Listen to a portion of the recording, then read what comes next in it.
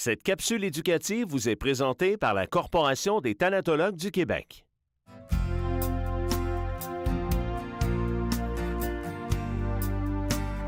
Au Québec, on peut toujours légalement disperser et diviser des cendres.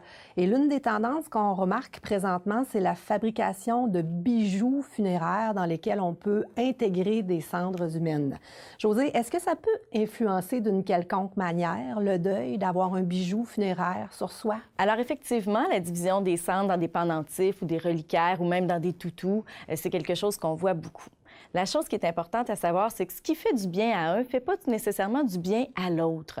Alors, ce n'est pas nécessairement une bonne idée que d'acheter un reliquaire et de le donner à une personne en disant « Tiens, voilà une partie des cendres de la personne que tu aimes et qui est décédée ».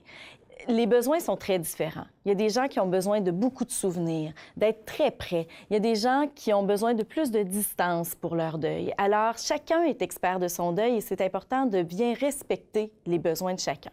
Une chose est certaine, souvent les gens ont peur de perdre les reliquaires, de perdre les pendentifs.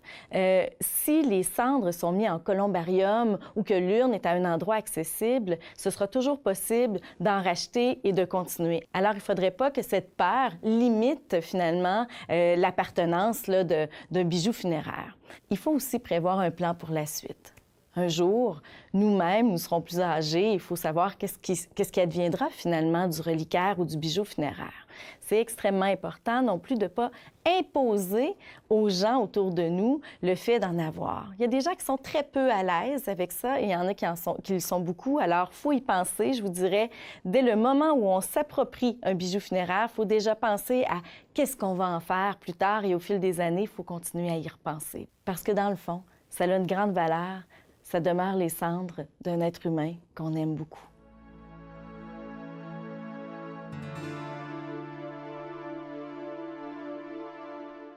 Cette capsule éducative vous a été présentée par la Corporation des thanatologues du Québec.